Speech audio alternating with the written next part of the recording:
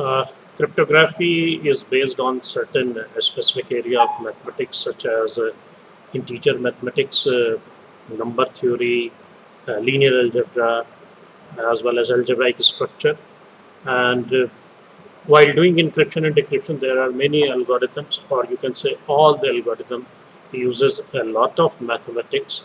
So just to learn how this encryption and decryption process used to happen, and what will be the exact output which we are going to receive, because every algorithm includes some mathematical portion. So just to calculate those, it is must to have a knowledge of linear algebra, algebraic structure, modular arithmetic, integer arithmetic, etc. and etc. So those who are knowing this kind of mathematics, they can skip this video, because in this video we are ready to discuss about the integer mathematics as well as the modular arithmetic. Now, in the integer arithmetics, we know that we have a certain set of the integers called z, which contains all the integral numbers from negative to positive, including the 0.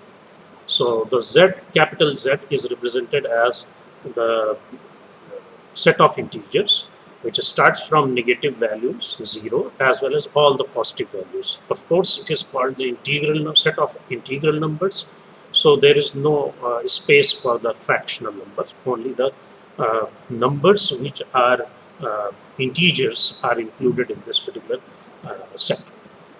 Now, as far as the cryptography is concerned, these integer arithmetic, in which set of integers are being used, we have three binary operations applied on these set of integers, and these three binary operations are addition, multiplication, as well as subtraction.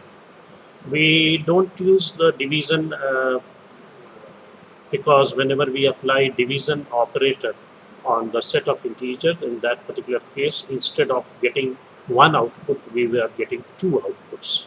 So whenever we apply the binary operations on the integer mathematics, there will be two inputs, and based on these two inputs, the operator operates on these two inputs to produce one output.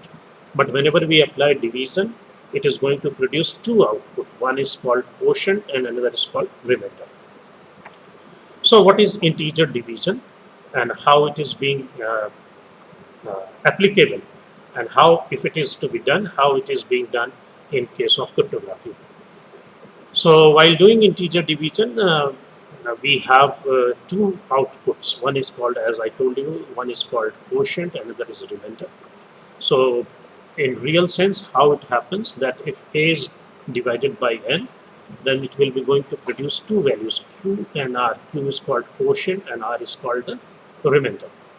And a is called dividend and n is called divisor. Now in cryptography, division relationship is used with two restrictions, that remainder has to be non-negative integers, means its value should be greater than 0, and the divisor has to be the positive integer. So these two restrictions are being applied whenever we are going to do integer division in case of cryptography. Now let us discuss more about the divisibility property in the integer arithmetic, that if a is not 0, in the previous slide I have told you that a is equal to q into n plus r, where n is the divisor, a is the dividend, r is the remainder, and q is the, so if this n is going to divide a, then value of r will be 0. So that is what has been written. If r is equal to 0, the division relationship will be simply a is equal to q into n.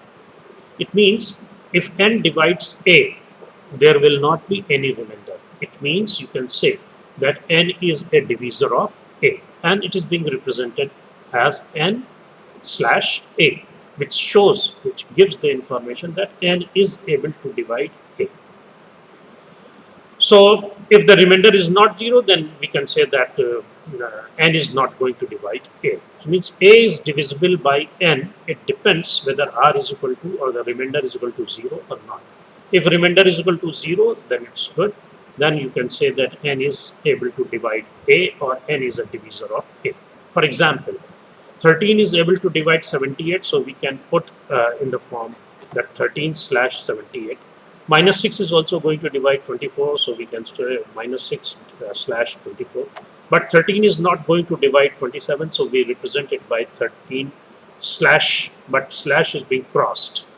So if 13 is not able to divide 27, we will represent it by this value, this representation. Besides that, we have certain property of divisibility, that if A is going to divide 1, then it means the value of A will be plus minus 1.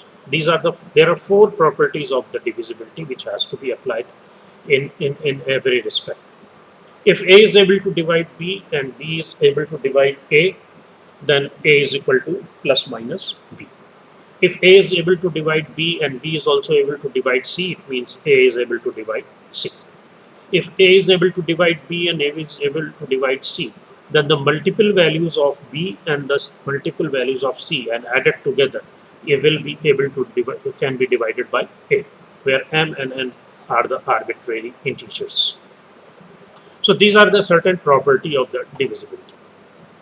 Now, in cryptography, we are more concerned about the divisor, especially the greatest common divisor, which we have already learned in our pre-high school classes, 6th, 7th, 8th, that how to obtain the greatest common divisor. And the greatest common divisor is it's a unique number, and there is only one value which has to be greatest common divisor in between the two numbers.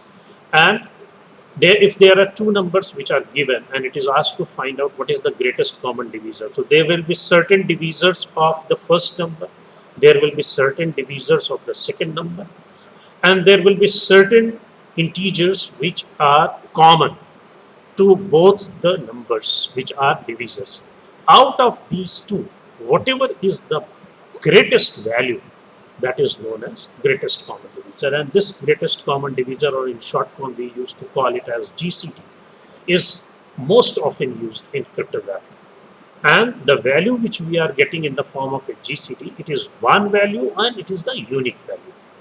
So it means the GCD of two positive integers is the largest integer that is able to divide both the numbers or both the integers. So that is known as greatest common divisor.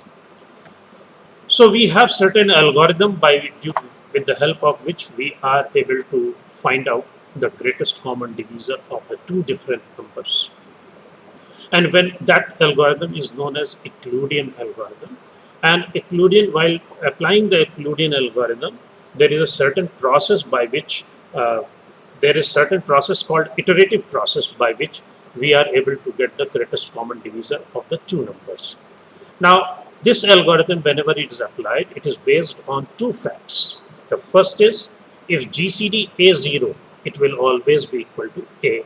And whenever we take GCD AB, it is equal to GCD BR.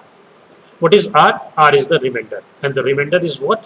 What we are getting after dividing A by B. Whenever we divide A by B, whatever remainder is obtained, that GCD AB will be equal to GCD BR. So what do? We apply the second fact first in between, and we try to reduce the value of B and R so that it will become GCD A0. And so we are able to get A as the GCD value. So how it works, how this Euclidean algorithm works, let us go into the process first and then algorithm. The process is, whenever we have to find out the GCD of A and B, A is considered to be R1 and B is considered to be R2. And with the help of A and B, while dividing A by B, we try to find out R. And once we are able to find R, we are not able to calculate still the value of GCD in between A and B. So what is the next step? So next step is, whatever we have calculated as R2, that become the value of R1, and whatever is calculated as R will become the value of R2. And then again, we divide R1 by R2 to obtain R. And this process of obtaining R1 and R2 and then putting R2 is equal to R1 and R is equal to R2, this process goes on until unless we find the remainder value equal to 0. So whenever we are getting R1, R2 So every time we are getting new value of R1 and R2, and with the new value we are trying to find out the new value of R. And this process, iterative process, goes on until the value which we are obtaining in the form of a new value of R1 and new value of R2 until the value of R becomes 0. And when value of R becomes 0, we will have R1 0 R. And so the GCD AB will be called R. So this is the process by which we used to go to find out the GCD value out of two integers. And this is the algorithm. And this algorithm says simply that put A is equal to R1, B is equal to R2. And while R2 is greater than 0, जब तक R2 की value 0 से बड़ी है, do certain process, and that process is, first of all, find out Q. To get how to find out Q, dividing R1 by R2, and after getting the value, after getting the value of Q, try to find out R. That will be equal to R1 minus Q into R2, and then again whatever we have find out as R2, the previous value of R2 will become the new value of R1, and the R which we have just calculated, that become the value of R2, and this process goes on till the R becomes 0. And when R becomes 0, R1 will be having certain new value, R2 will be having 0, and then we can say that GCD AB is equal to R. So this is the note which we have to go through, that this Euclidean algorithm says that when GCD AB is equal to 1, A and B are said to be relatively prime numbers. So let us go with an example. Suppose we have to find out the GCD of 2740 and 1760. So R1 will be 2740, R2 will be 1760. First of all, we will divide R1 by R2. It will go one time, so Q value will be 1, and the remainder will be 980. Now the new value of R1 will become the old value of R2, and the new value of R2 will become the new value of R. So it will become 1760, and this will become R. So now 980 is going to divide in the 1760. It will go one time. Again, we are getting R as equal to 780. Now this R2 will become R1, and this R will become R2. And then 780 is going to, so we are getting remainder 200. So 780 will be coming as R1, 200 will become R2. And this is going 3 times, so quotient value will be 3, and the remainder value is 180. We are least concerned what we are getting in the form of a Q, but we are concerned about the R. And then 180 value will be coming over 180, 20 will be coming as R2, and so 20 will be going 9 times, so we will be getting remainder R is equal to 0, so it will become 20. 20 will become R1 and R2 will become 0. And whenever this situation arises, we apply the first fact of the Euclidean algorithm, because whenever we apply GCD A0, if you remember, GCD A0 gives the value R1. So R1, whatever is the R1 value, whenever we are getting R2 is equal to 0, that will become the GCD value. So 20 is the GCD of 27401760. So what is the meaning of that? There are many factors of 2740. There are many factors of 1760. But whatever is the greatest factor of 2740 and 1760, that will be called the GCD. So 20 will be the GCD of 2740 and 176. Then we have another algorithm. The Euclidean algorithm has been extended with the new version, which is called as extended Euclidean algorithm. And the process of extended Euclidean algorithm includes the same process which we have adopted in the Euclidean algorithm, that we consider A and B as R1 and R2, try to find out the new value of R, put this new value R will become the new value of R2, and the old value of R2 will become R1, and so we are trying to calculate and find out the value of R1 as the GCD value. But besides that, we also calculate some more values S and T. S1 is considered as 1 and S2 is considered as 0, and with the help of that we try to find out S, and then old value of S2 will become the new value of S1, and the new value of S which we have calculated with the old values of S1 and S2 will become S2, and then try to find out S, and so on. and the value of s will become the last value of s. Whenever we find that r1 0 r, whatever is the value of s1, that will become the value of s. Now what is the significance of s, that we will discuss later on. Similarly, we try to find out t1 is equal to 0, t2 is equal to 1. Of course, I have written something, there is a mistake. As we have assumed s1 is equal to 1 and s2 is equal to 0, here we have to assume that t1 is equal to 0 and t2 is equal to 1. And then we try to find out t, and then next value of t1 and t2. And so the last value which we are getting corresponding to r1 0, whatever is t1, will become the value of t. So in extended Euclidean algorithm, we not only calculate the GCD, we also calculate certain value of s as well as certain value of t. The significance of extended Euclidean algorithm will be coming later on whenever we are trying to find out the multiplicative inverse of a number within the given set. So the algorithm related to the is simple. Here the correction has been done. So R1 is considered as A, R2 is considered as B, S1 is considered as 1, S2 is equal to 0, T1 is considered as 0, and T2 is equal to, and the process of iteration goes on until the R2 becomes 0. So till the R2 is greater than 0, we calculate Q, then we calculate R, and then we replace R2 by R1 and R by R2. Then we calculate similar fashion, we try to calculate S, we try to calculate S1 and S2. Similarly, we try to calculate T with the help of, and so on. So in the last, whenever R2 becomes 0, the GCT value will be R1, and S, whatever at that time S1 is, that will be the value of S, and whatever time the value of T1 will be, that will become the value of T. Here an example has been shown in which we have to find out the GCT value of 161 and 128, and we have to also find out the value of S and T. So similarly, as we have applied Euclidean algorithm, we apply the extended Euclidean algorithm. We take R1 is equal to 161, R2 is equal to 28, and with the help of that, we try to find out R. Similarly, we first consider S1 is equal to 1, S2 is equal to 0, and try to find out S. Then T1 is equal to 0 and T2 is equal to 1 is considered, and try to find out T. Now R2 will become 28 will become R1, 21 will become R, and then try to find out R. Then 0 will become S1 and 1 will become S2, and to try to find out S.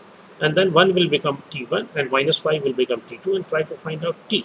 And in this way we try to calculate, and whenever R2 becomes 0, 7 will be the GCT value, S will be minus 1, and T will be the 6. So this is how the extended Euclidean algorithm is can be used to find out the GCT value of two numbers.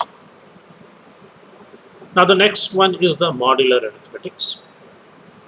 Now in modular arithmetics, if you go back, whenever we are doing the integer division, we are concerned with two values, because two values are given in the form of a output. One is quotient and another is the remainder. But whenever we talk about the modular arithmetics, we are interested only in the remainder, that is R. We are not at all interested in Q.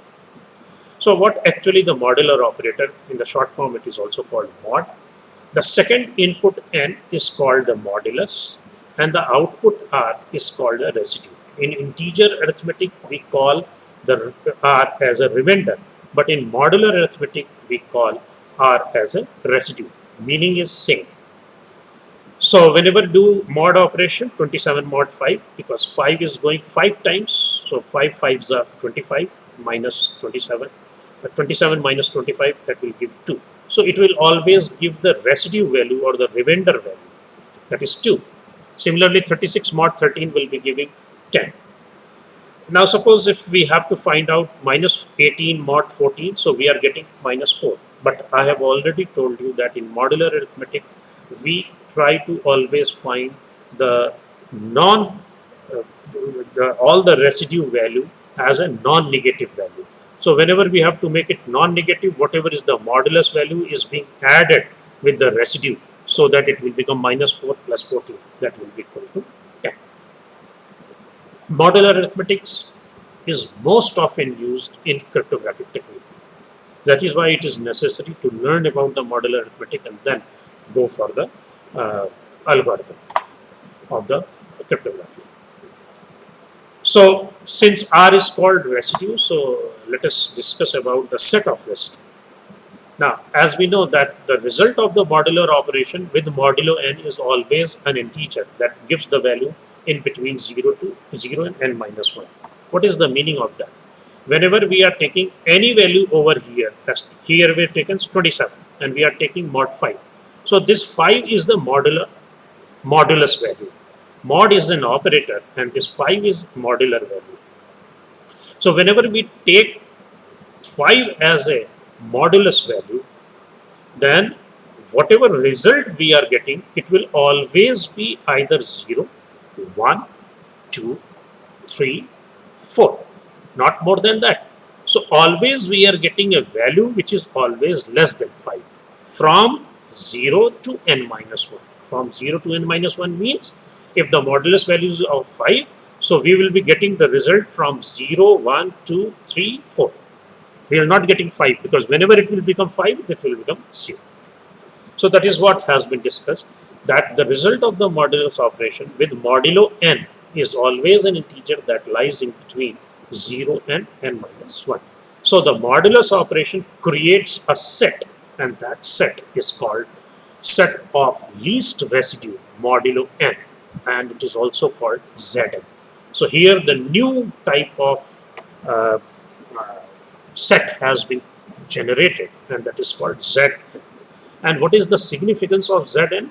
Z is called set of integers, but set of integer of that with modulus value n, meaning thereby only those values of the integer can be considered in Zn whose values lies from 0 to n minus 1. So you can say that Zn is a subset of Z with the restriction that the value will be from 0 to n minus 1. For example, if we talk about Z2, that will be 0, 1. If you talk about Z5, it will be from 0, 1, 2, 3, 4. If we talk about Z7, we will be getting 0 to 6. Whenever we talk about Z10, it will be from 0 to 9. All residue values are put in a set that is called set of residue. So this Z is different, Zn is different. Of course, Zn is a subset of Z, includes only those elements which starts from 0 and ends with n minus 1, where n is the modulus value. Now congruence. Till now we are very much familiar with the term which is called equality. Equality is in cryptography, we are more concerned not about the equality, but we talk about congruence. Now in cryptography, the congruence is used instead of equality. It means that now infinite members of Z can map to one member of Zn.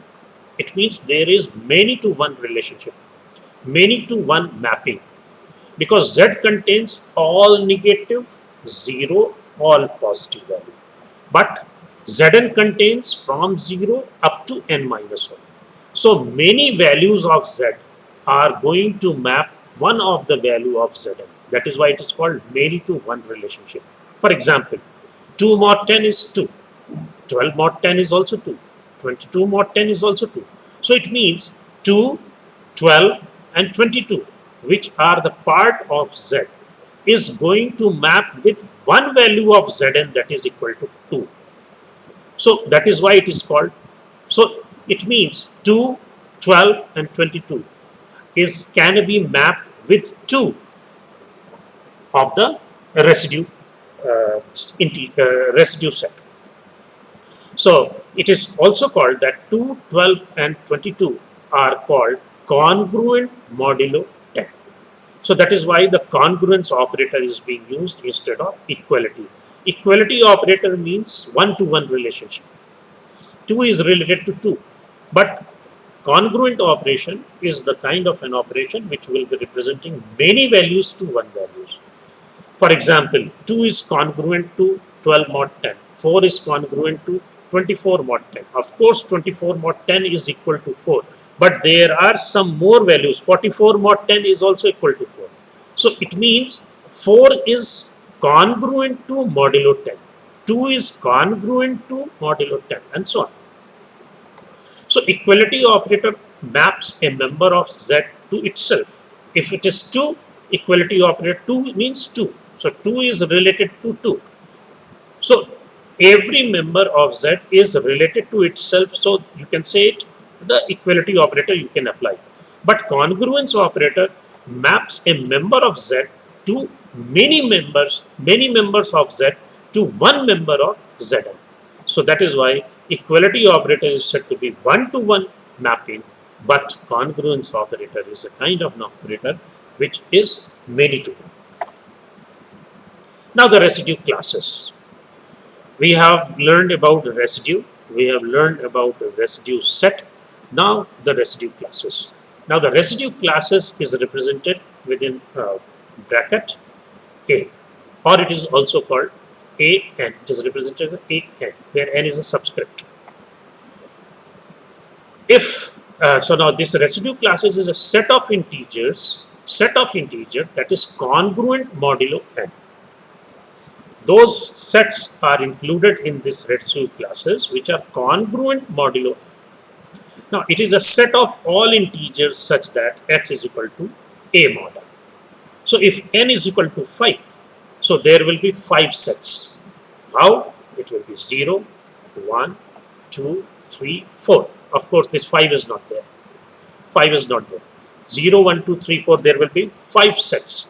And what are the members of that set? 0 will be having minus 15, minus 10, minus 5, 0. So how we have obtained this? Because this 0 will contains those values of the integers which after divided by 5 resulting the residue in the form of a 0, all those elements will be included. So the meaning of the integer of the set 0 all reduced to 0 when mod 5 operator is applied. So in this set includes all those elements when it is divided by 5 results the residue in the form of a 0 that will come into the residue classes. Similarly 1, whenever we divide 1 by 5 we will be getting 1. Whenever we take mod value of 6 with 5, modulus value 5, the result will be 1. 11 mod 5, that will be 1. 16 mod 5, that will be 1. So all those integer values will be taken into this residue classes, will be included in this residue classes. When the mod 5 operation is performed on this, the resultant value is 1. So the set of all residues are called Z5, that is 0, 1, 2, 3, 4. So Zn is a set which is called least residue modulo, set of all least residue modulo n. So that is known as residue classes. Now as far as the operations on Zn is concerned, we have discussed about the operations on the Z. We have discussed about the addition operation, subtraction operation, multiplication operation, division operation. Now what are the different operations which is performed on Zn? So this is the original process that we take Z or Zn and we apply, we have two values, we can apply plus, minus or multiplication. We take the mod value with the modulus value n, the resultant will be from 0 to n minus 1.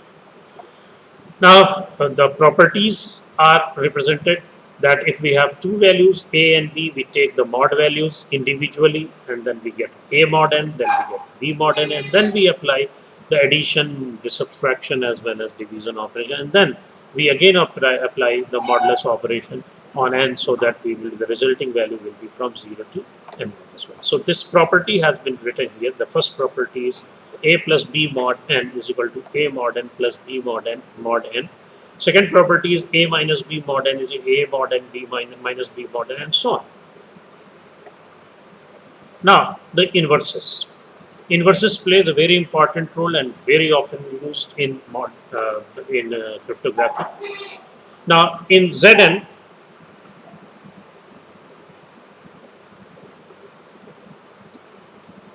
so inverses are also very important, and as far as the set Zn is concerned, we are mostly concerned with the additive inverse of each and every element which is present in Zn. So two numbers are said to be the additive inverse of each other if we get a plus b congruent to 0 mod n, meaning thereby if a the number a will be having inverse b. So if b will be inverse of a if a plus b is congruent to 0 with the mod value equal to n. So as far as the additive inverse is concerned, it can be calculated by b is equal to n minus a, meaning thereby if we have to find out the additive inverse of 4, so it will be 10 minus 4, that is equal to 6. So if 6 is the additive inverse of 4, it means 4 plus 6, that is equal to 10. And if we take mod 10, it will be equal to 0. So one number is said to be the additive inverse of another number if the sum of these two numbers is going to be congruent modulus 0, congruent to 0 with the modulus value n, or in this case it is modulus value is 10, so the inverse of 4 will be 6. So in modular arithmetic, each integer has an additive inverse, and sum of the integers and its additive inverse, the integer and its additive inverse is always congruent to 0 mod n. So if we take an example of Z10, it will have 10 elements from 0 to 9, and each element will have its additive inverse. If we talk about 0, the additive inverse of 0 will be 0. Why? Because 0 plus 0 is going to be 0. Additive inverse of 1 is 9, because 9 plus 1 is equal to 10. If we take mod 10, that will come into 0. So additive inverse of 2 is 8, 3 additive inverse is 7, 4 additive inverse 6, 5 additive inverse 5, 6 additive inverse 4, 7 additive inverse 3, and so on. So that is how we are calculating the additive inverse in the modular arithmetic. Now the multiplicative inverse. Two numbers are said to be multiplicative inverse of each other if a into b is congruent to 1 mod n. Now why it is 1? Because 1 is considered to be the identity. Now see what kind of operation we are doing. If we are doing additive, we are talking about additive inverse. Additive inverse, we are talking about addition operation. Whenever we talk about multiplicative inverse, we are talking about multiplication operation.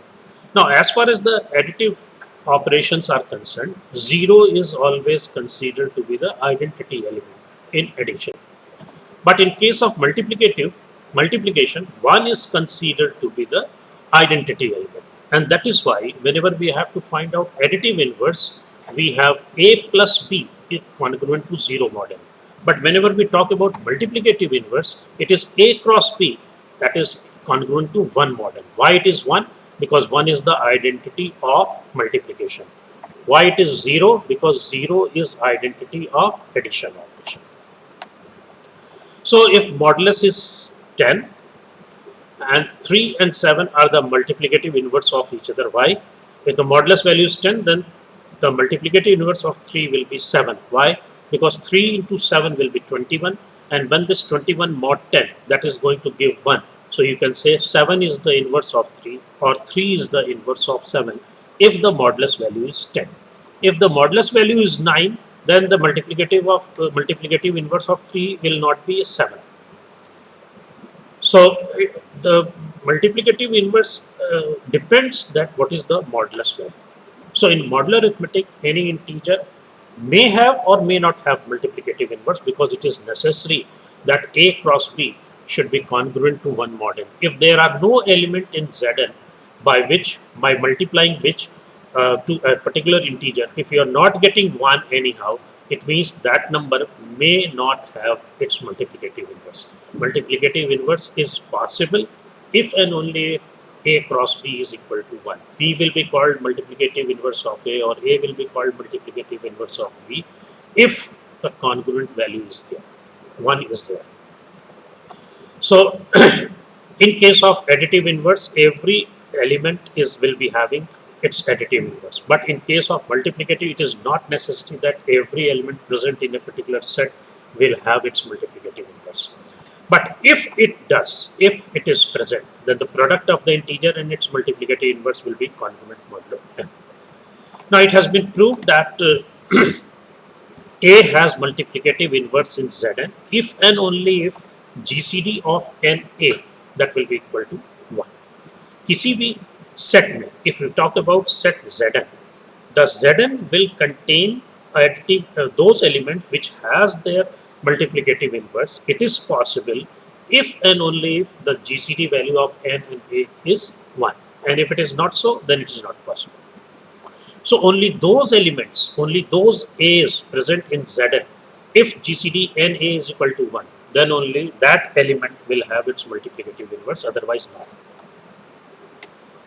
And if it is so, in that case, A and N are said to be the relatively prime. Relatively prime means the GCD value of these two numbers will be equal to 1.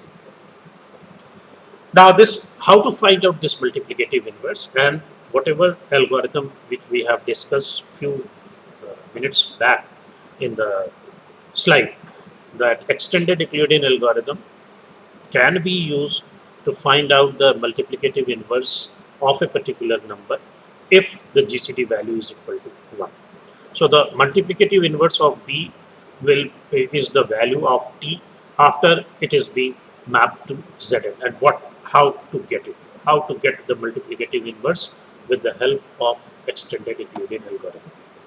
The same extended Euclidean algorithm which we are going to discuss in considering the value of R as well as the value of T. We don't consider S because T is the value which is considered to be the to find out the multiplicative inverse. Again, here some mistake is there. The value of T2 is actually 1.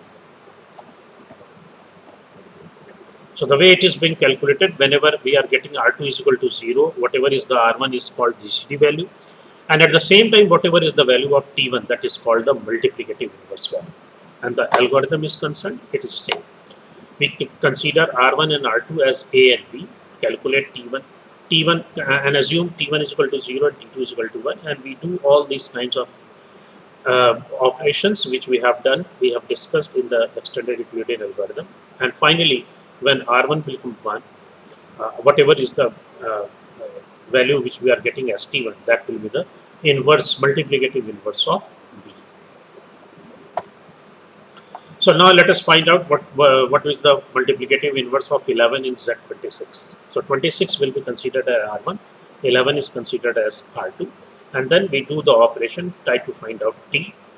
So the time will come when the R1 will become certain value, R2 will become 0. At that particular time, whatever is the value of T1, that will be the multiplicative inverse of 11.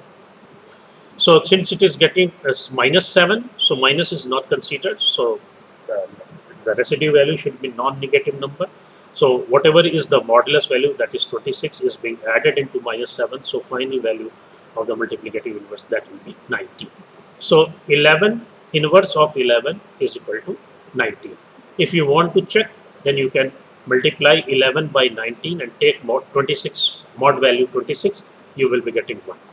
So in this way, with the help of extended Euclidean algorithm, whatever I have discussed, with the help when the R1 will become, R2 will become 0, whatever is the value of R1, that will be the GCD value, and at that time whatever is the value of T1, that will be the multiplicative inverse of that. Now besides Z, we use two more sets, and these two sets are Zn and Zn star. Now as far as the Zn set is concerned, it is used when the additive inverse are needed, but we use Zn star whenever we are in need of multiplicative inverse, because Zn star is a set which is a subset of Zn having those elements whose multiplicative inverse exists. Now see the difference. Now we have three sets now. One is set of integer, which include all negative, 0 as well as all positive numbers. If we talk about set of residue, if we talk about Z5, we will have 5 elements from 0 to n minus 1, that is 0, 1, 2, 3, 4. But whenever we talk about Z5 star, it is a subset. Z5 star is a subset of Z5, and it includes only those elements which has the multiplicative inverse. In cryptography, in most of the cases, we use ZP and ZP star, where n is considered to be P, where P is a prime number. So either we call it as a Zn, or we call it as a Zp. If n is equal to a prime number, then Zn will be called as a Zp. And as Zn star, similarly we have Zp star. So we have 5 sets now: Z, Zn, Zn star, Zp, and Zp star. Now, whenever we talk about that, if n is equal to a prime number and we talk about Zp star, each member of Zp star has its additive inverse as well as multiplicative inverse. But it is not necessary that all the elements will have its multiplicative inverse. But if the n is a prime number, then in that case, Zp star will have all the multiplicative inverse. So as far as Z5 is concerned, we have 0, 1, 2, 3, 4. And Zp star is concerned, it is having 1, 2, 3, 4. So Zp star contains all elements of Zp except the value 0. Now the linear congruence. Now in cryptography, we are involved in getting a solution of an equation which has one or more variable, as well as the coefficient are given in the form of a set of residue. For example, suppose we take an equation like this: ax is congruent to b mod n, and we are in requirement of getting the solution where we know the value of a, b is also given, and the mod value is also given. And with the help of this equation, it is asked to solve and find out the value of x. Now, this kind of equation is called linear congruence equation, and we have to get the solution of that. Now, this kind of equation has either no solution, or it will be having some limited number of solutions. And how to judge whether this equation has a certain solution or not? Then in that case, first of all, we have to find out the GCD, greatest common divisor, in between a and n. A and n का greatest common divisor लेंगे, and that is, suppose it is d. If d is not dividing b, then there will be no solution. But if d is dividing b, d is able to divide, d is a divisor of b, then there will be d solutions. D solutions depends. If the d is equal to 1, there is one solution. If d is equal to 2, then there will be 2 solutions. If d is equal to 3, then there will be 3 solutions. So it depends that this kind of equation, linear congruence equation, will have solution or not. It depends that the GCD value of a and n, which is d, if it is dividing b, then only it will have solution, otherwise it will not have a solution. So if d is dividing b, then what strategy we will be used to find out the solution? The first step is reduce the equation by dividing both sides by d. जो भी d की value आई है, that is used to divide both sides, left hand side as well as right hand side, and reduce the equation. And then multiplying both sides of the reduced equation by the multiplicative inverse of a. a के multiplicative inverse से दोनों side में multiply कर देंगे to find out the particular solution, and that particular solution is known as xc. And then the general solutions can be calculated with the help of x is equal to x0 plus k n on d, where the value of k will vary from 0, 1 up to d minus 1. So if we are able to calculate x0, we can put here value x0. We know the k can be 0 at a time. It may be 1, 2, 3. And n, we know the modulus value. D, we know that it is a GCD value. And with the help of this, we are able to find out the solution. Now let us go with an example that how to solve the linear congruence equation.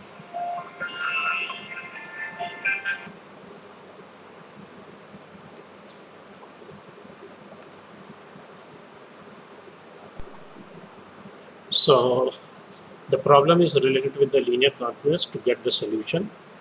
And the problem says that we have an equation 14y is equal to 12 mod 18. So 14 is equal to a, 12 is b, and modulus is 18. Here we have to find out the value of y. So as per the algorithm which was discussed in the previous slide, that we have to first find out the value of GCD of A and N, and to find out D, and check that D is able to divide B or not. So we take the A is 14 and N is 18. So the GCD of 14 and 18 is 2. And we check that 2 is able to divide this B or not. It is able to divide. So it means it has solution. And how many solutions? There, since value of D is 2, so it has 2 solutions. So the first step is to reduce the equation by dividing both sides by D. So D value is 2, so both the sides is divided by 2. So it will become 7y is equal to 6 mod 9. And then multiplying both sides by the multiplicative inverse of A, reduced equation में जो A की value है, that is 7. तो 7 का inverse निकालना है with the mod value 9. So both sides are multiplied by inverse of 7. So left hand side is 7 into 7 inverse into y, and the right hand side will have 6 into 7 inverse mod 9. Now this 7 into 7 inverse is going to cancel out each other and it will become 1. So y will be equal to 6 into 7 inverse mod 9. Now we have to find out the inverse of 7 with the value, with the mod value as 9. So what is the inverse of 7? Now in conventional way of finding the inverse of 7 with the modulus value 9 is very simple, that we have to multiply 7 by such a number. It can be 1, it can be 2, it can be 3, it can be 4, it can be 5, so that whenever we take mod 9, it should be equal to 1. So if 7 is multiplied by 4, it will become 28. If 28 mod 9, it will be 1. So it means the inverse of 7 in mod 9 will be 4. So that is 6 into 4, that is 24. 24 mod 9, it will be equal to 6. So it means y0 is equal to 6. So this particular solution has been obtained, that y0 is equal to 6. Now the general solution will be y1 is equal to y0 plus k into n upon t. So y0 is 6, value of k is 1, n value is 18, and d value is 2. So this is 6 plus 1 into 18 by 2, that is equal to 15. Now you can verify these values, that y is equal to 6 and y0 is equal to 6 and y1 is equal to 15. It means y is equal to 6 and y1 is equal to 15. So if we put y is equal to 6, it will become 14 into 6, 84, and 84 is divided by 12.